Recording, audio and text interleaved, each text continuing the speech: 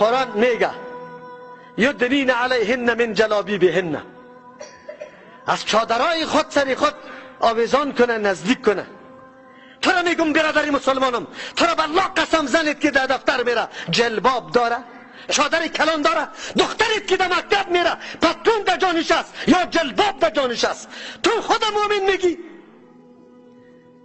ولا مکتب قانون گذاشته، ای چند صد نفر که شما رای داده در صندوقش کارت انداخته، ای جناب ملی ها را که مقرر کرده در پارلمان، کدام حکم خلاف اسلام باشد؟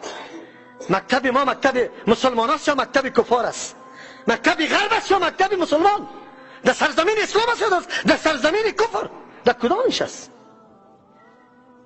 دختری با حجاب نمیگذاره، پس روی میکنه در خانه. کدام آتن بیک است که پس روی میکنه؟ این دولت است کیست؟ این ملت است کیست؟ این سرزمین است کیست؟ ما کدام دین داریم؟ یکی از شاگردان مرا سوال میکنه مولوی صاحب استاد داخل میشم و کلی ما میخیزیم. ما گفتم نه درست است.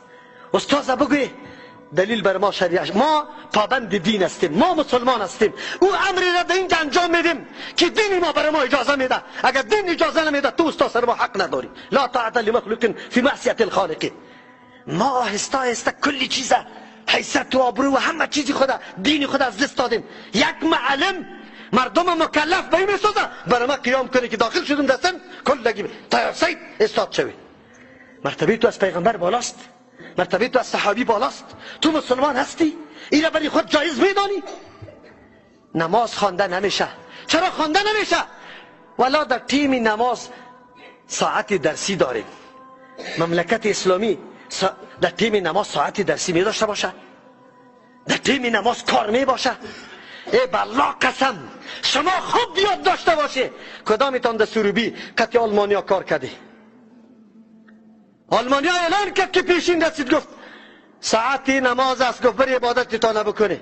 مردم دو طایفه شدن، یک طایفه رفتن نماز خواندن، دیگه طایفه قرار شیشتن نماز نخواندن. وقتی که نماز خوانده شد امو طایفه را که علیده نماز نخوانده بود اعلان کرد بر از لیست حاضری کشید گفت بره شما اینجا حقی کار کردن به بند نداره. چرا نداره؟ به الله خود شما متعهد نیستی، به الله خود شما وفادار نیستی، به ما وفادار هستی. بزرگترین خائن شماست. بره دیگر نمیگیرم تا نه. کافر بری تو وقت نماز میده اما مسلمانی چرا خیر؟ این مردم، این سرمعلم، این مدیر، این وزیر معارف، این دولت، این پارلمان به الله چی جواب میگه که در وقت نماز ساعت درسی باشه، ساعت کار باشه؟ هر وزارت جواب بگوید، جواب بگوید. ما قرار خدا گرفتیم مسلمان هستیم. خب مسلمان هستیم، کدام مسلمان؟ کدام غیرت؟ آیا نماز ترک میشه؟ نماز ترک میشه؟ بالله قسم که یک نمازم ترک میشه کلی دکتری را خاک در سرش. اگر من انجینری بزرگ میشم در یک روز 1 میلیون معاش میگیرم، خدا در مقابلش چند؟ در مقابلش یک نماز الله امر الله پایمال میشه، قضا میشه، ما او را در خاک مندازم. حقوقی مسلمان امیره میگه، دین الله امیره میگه، دین الله امیره تقاضا داره. مومن بدار که خدا امروز بچه تو دختر تو در مکتب الله اکبر نماز نمیخونه، هزاران شاگرد است، چرا در اون ساعت درس است؟ چرا احتجاج نمیشه؟ چرا مطالبه نمیشه؟ ولی گلم نکنیم و جای گله هم نیست. بگو چرا گله نکنیم؟ از جناب کدام مفتی و بگوی مولایی دکتری که در تلویزیون ظاهر میشه زنگ برش میزنه جناب من در فلان مؤسسه کار میکنم، مرا در نماز جمعه نمیمانه، چطور کنم؟ جناب برش فتوا میده که نماز پیشینی تا بخوان.